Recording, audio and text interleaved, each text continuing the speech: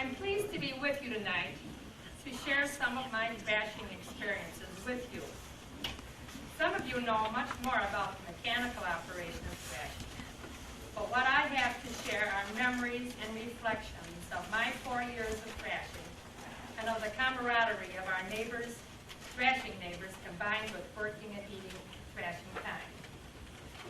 Where do I begin? Well, I will start at the beginning with a brief early history of my father, William Priestley's arrival in Kendall. And I kind of thought I was going to start in this direction, and when the poster came out and said that I was Kendall's, that William E. Priestley was Kendall's own thrasherman, that gave me that latitude. So that's where I'm going to start. With 2 very young daughters, my parents moved from Clarkson to West Kendall in 1918. He brought with him, among other things, his grain thrasher, a Red River Special, a Bidwell bean thrasher, and a steam engine.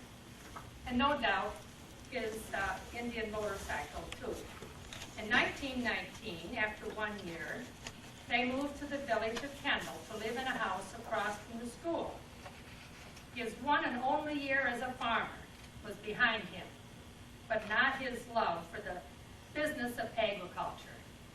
With still another baby girl in 1920, they purchased their first home in Kendall on East Avenue, and they lived there for nearly 40 years, until my father's passing in 1959.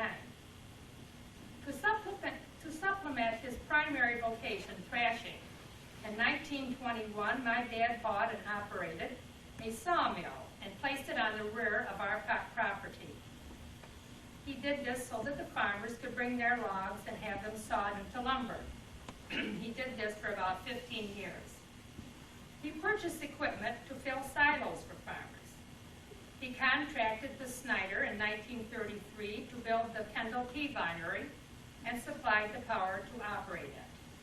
He also did this for about 15 years. He built a machine shop where he stored and repaired his machinery, and where he also was hired by farmers and others to repair their equipment and automobiles. It was here that he developed and perfected his inventions, 2 of which were patented. In 1937, Mr. T.W. Mobley. T.W. made it to the Georgia State Legislature, but unlike the other peanut king, he didn't make it to the White House. Anyway, Mr. Mobley from Augusta, the other side of the state, encouraged Daddy to build a peanut harvester that would pull peanut vines more satisfactorily than what had been being marketed. So he and Mother together developed and he invented a peanut puller with pneumatic tires that lifted the vines out of the ground, passing them up to the conveyor, removing the dirt, and leaving the peanuts in light, fluffy windrows. In 1950, he spent the summer in Georgia demonstrating and promoting his machine. He received the patent for his second invention in 1953. One more little paragraph. My parents continued to winter in Florida until 1958. The summer of 1958, Daddy became the victim of cancer and passed away in February of 1959 at the age of 72. Tractor for each to use to power his thrashing machine. Uncle Judd was also a thrasher, and the third to use for parts. These huge tractors were capable of almost any job. Besides thrashing, he used his to pull trees and to move buildings. In 1937, following a severe winter, this tractor pulled many, many fruit trees in Kendall, Hamlin, and Morton. According to Mother's records, one farmer suffered a loss of 139 trees. His charge to pull these trees was 40 cents apiece. He also put a Holt motor in a wheel tractor to provide steam for the Haxton Company near the Morton cold storage. I might add here that there was, my father had one other brother who also became a thrasher. I think that was in the water or something, because they all went out to become thrashers. In the middle 40s, during my 4 high school summers, I became personally involved in the priestly thrashing operation. By the way, T-H-R-E-S-H has always been pronounced in this area thrash. You wouldn't pronounce fresh, F-R-E-S-H, fresh. So I checked the dictionary, and neither pronunciation is wrong. And I thought you'd like to know that. Now back to the 40s. This is what I know more firsthand. With most eligible young men in the armed forces or on their family farm, I guess my father must have realized he had a built-in blower boy that he needed, me. So I was hired. But I did not apply for the job, but I was hired. And the only way he could persuade me to thrash was to allow me to sit on the thrashing machine, because I was terrified to stand on that small platform situated over that large moving blower drive belt where real blower boys stood. So he willingly designed a way to solve the problem. He wound a clothesline tightly around the blower wheel where I could, from my sitting position, use my right foot to turn the wheel that moved the blower pipe, and this is the way it was done. And from that platform, if you've been a blower boy standing there, you did it very quickly as you rotated back and forth. But you can imagine how slowly this must have seemed to the stack man. It built up muscles in my right leg and wore down the sole on my right shoe. But from the sitting position, I could raise and lower the blower pipe, and from side to side, and I could open the bonnet. And so I was able to succeed there. But it took a little time before I would go down there and stand. Maybe the last year or so I was a little afraid.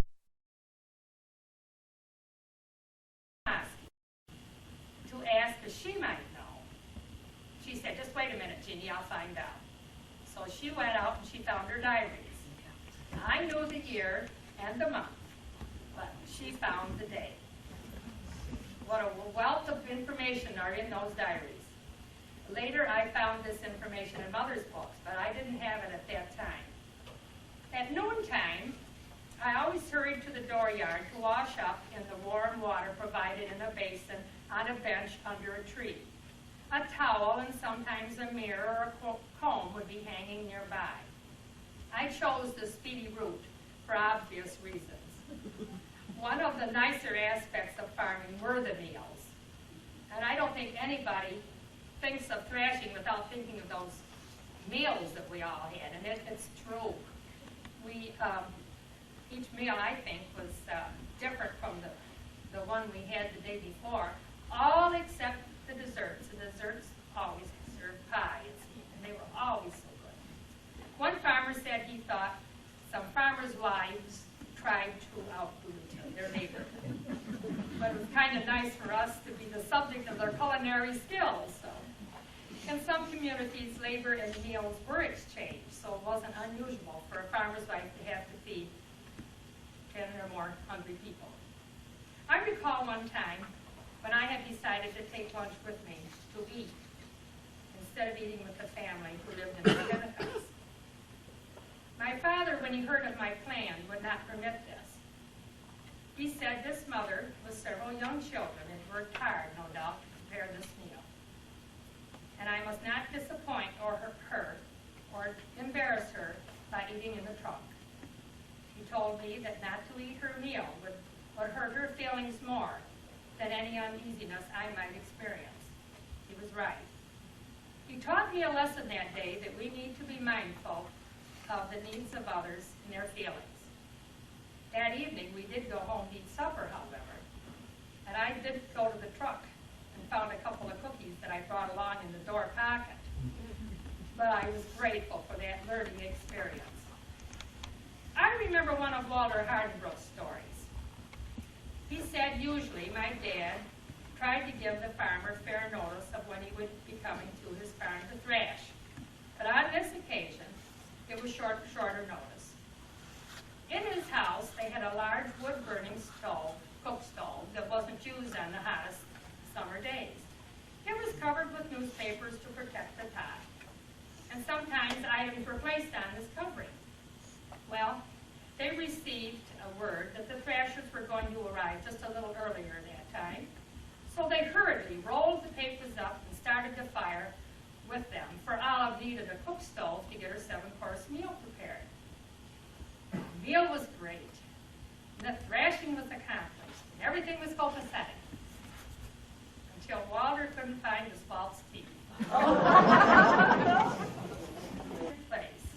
But this particular truck was a 1925 Dodge family car, and he had converted it into a truck by removing the rear part and extending the wheelbase and adding a platform and racks.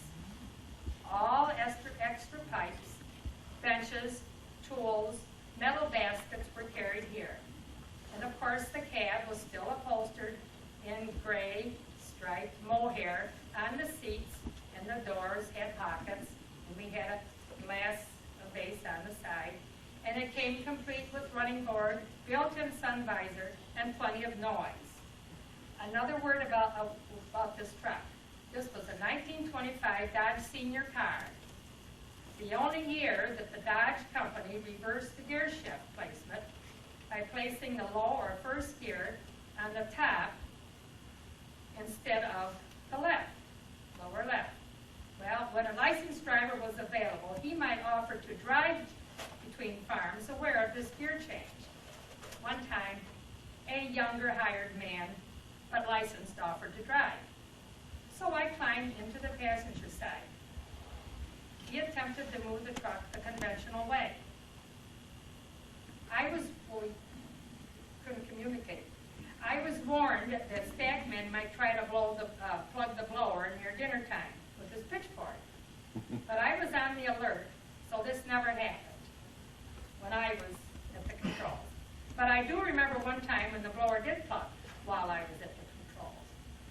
When a farmer had only a few acres of grain, he might bring the bundles into the barn and store them in the loft until thrashing days. And then when they did that, they looked like these. They were pretty dirty, not like those back there. These were dirtier because they'd been in a while. Okay? That's what was happening in this situation. Sometimes a few surprises could happen. One time when the men were unloading from a loft, they came across a dead rat. It was in Will Swartz's barn. I remember it well. I was not aware of this discovery until the loaders tossed it on top of the machine behind me, and of course called it to my attention.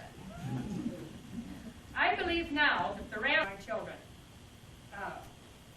most of his grandchildren, my father's, didn't know him very well, and so it was good to get it down while Mother was still around to help with the details. Back to Mother's records. They show that we never thrashed on Sundays. For that matter, the lawnmowers were silent on those days too.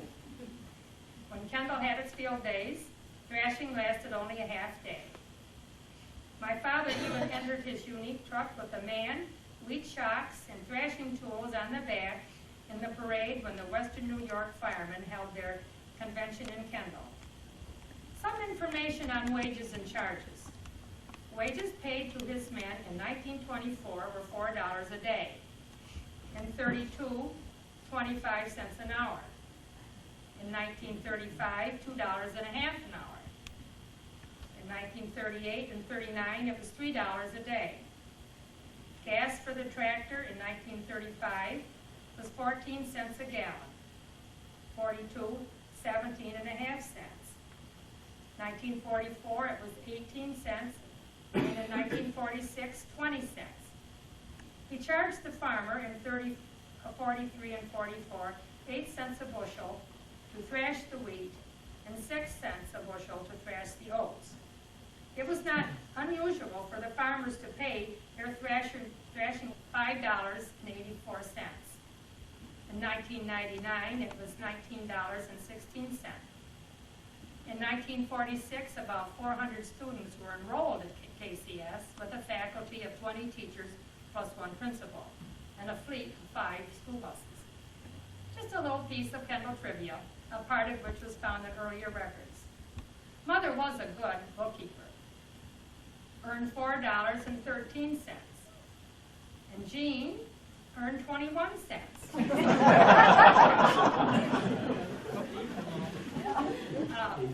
Bear in mind that they were 9 and 12 years older than I was, and could pick faster, lots faster.